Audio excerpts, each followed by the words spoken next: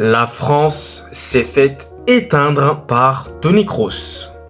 Les amis, bonjour à tous, j'espère que vous allez bien depuis la dernière fois. Moi, ça va super.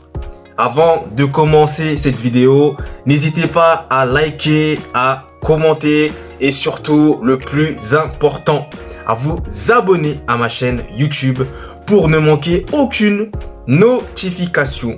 Merci à vous du soutien que vous me procurez au quotidien. Ça me fait toujours hyper et autant plaisir. Alors un grand merci. Les amis, aujourd'hui, nous allons revenir sur la défaite de l'équipe de France face à l'Allemagne dans le cadre d'un match amical sur le score de 2-0 à domicile chez nous. Alors déjà les amis, je vais quand même commencer par féliciter la Mannschaft, plus communément appelée l'Allemagne, pour son match de très haut niveau, masterclass, face à l'équipe de France.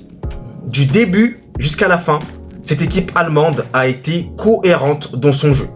Ils nous ont littéralement éteints au milieu de terrain. J'y reviendrai peu de temps après, ne vous inquiétez pas. Mais globalement, dans tous les aspects du jeu, j'ai trouvé une équipe d'Allemagne très intéressante à voir. Et honnêtement, je ne vous cache pas que ça fait quand même plaisir de voir enfin cette équipe reprendre un peu confiance en elle. Et surtout, on revoit des bonnes choses qu'on avait perdues auparavant, qu'on ne voyait plus clairement. C'était devenu assez décevant. Là, contre l'équipe de France, ils ont vraiment prouvé qu'ils étaient toujours présents et qu'il faut faire attention à cette équipe d'Allemagne. Parce que oui, il faut quand même rappeler son palmarès exceptionnel. Quadruple champion du monde, triple champion d'Europe, les amis. Rien que cela. Donc attention. Même s'ils étaient en difficulté les années précédentes, notamment lors des Coupes du Monde, durant lesquelles ils ont été très médiocres, faut quand même le dire. Désolé du terme qui peut être assez fort. Mais ça a été notamment la triste réalité.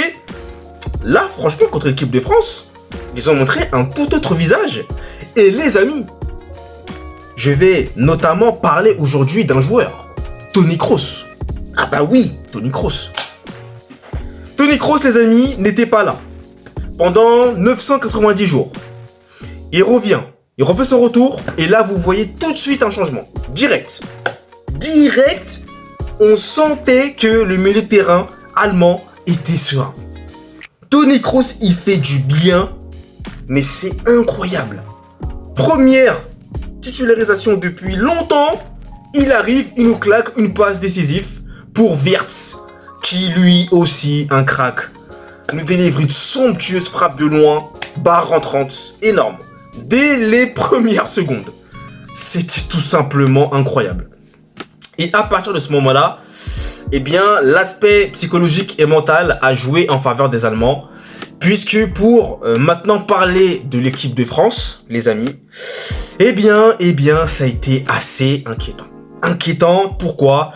Parce que on était tout simplement dominé dans la récupération du ballon, dans les 1 contre 1, et à chaque fois qu'il y avait un joueur français qui avait le ballon, 3 joueurs allemands au moins étaient sur le porteur. Donc on n'arrivait pas à ressortir les ballons et au final les Allemands récupéraient le ballon. Donc les amis, on a été vraiment bousculés de partout. On s'est fait vraiment croquer tout cru. Néanmoins, il y a un moment donné, en première mi-temps, où j'ai observé quand même que la France était en train de reprendre un peu l'ascendant. Il y avait pas mal d'occasions, notamment ça venait du côté de Dembélé, à un moment donné ça venait du côté d'Hernandez pour Mbappé.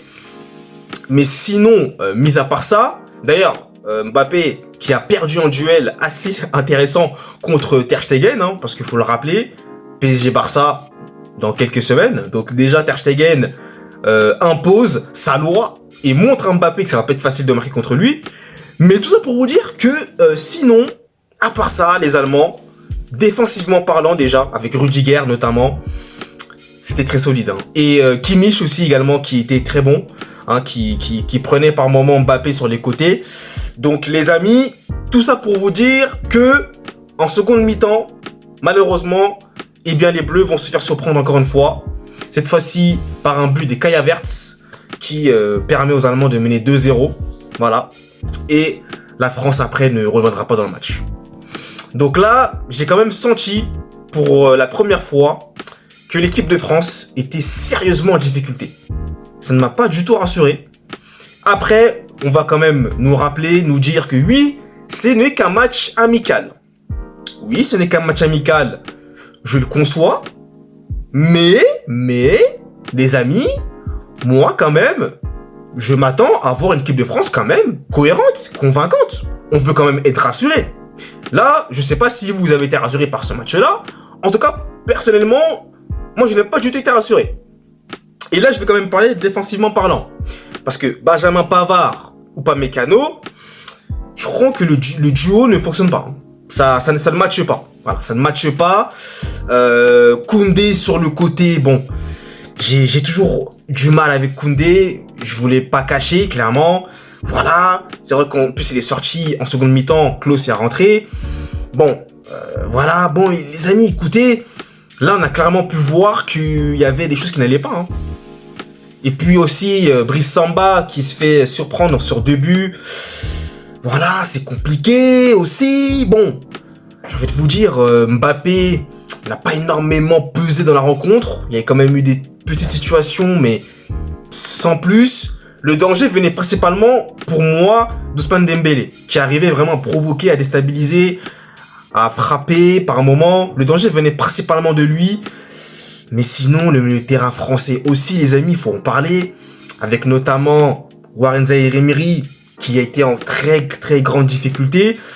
Honnêtement, il n'avait pas énormément de soutien aussi. Il n'a pas été aidé non plus.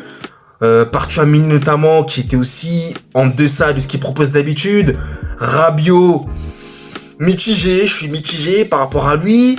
Il a quand même fait quelques efforts, mais sans plus.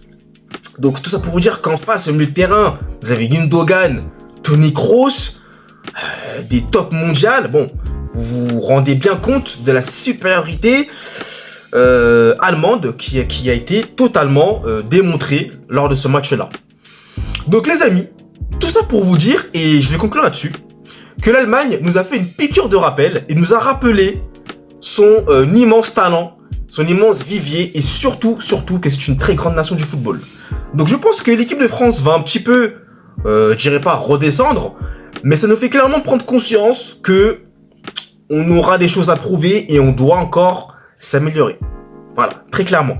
Donc ça a été un match, je trouve, qui a été plutôt un bon match à disputer contre l'Allemagne, puisque ça nous permettra vraiment de constater ce qui s'est passé dans ce match-là et surtout de rectifier un petit peu la mire pour les prochains matchs. Sachant quand même que l'Euro arrive à très grands pas. Donc les amis, c'est clair qu'ils ne vont pas afficher le même visage. Hein. C'est une évidence, bien entendu. Mais c'est quand même toujours un match amical contre l'Allemagne, hein, notre bête noire, hein, vous le savez. Historiquement parlant, on le sait tous, voilà. Donc voilà. Et pour l'Allemagne, bah, c'est une belle victoire qui leur fera reprendre confiance. L'Euro se passera chez eux. Donc franchement, ça a été un match vraiment maîtrisé. Donc félicitations déjà aux Allemands pour cette victoire-là. Et les Bleus, de notre côté, eh bien, il faudra relever la tête et surtout espérer qu'il y ait de meilleures choses, plus cohérentes et plus de choses assez sereines qui nous feraient, ne stresseraient pas. Voilà. Donc les amis, c'était tout pour ce débrief. Merci à vous de l'avoir suivi en intégralité.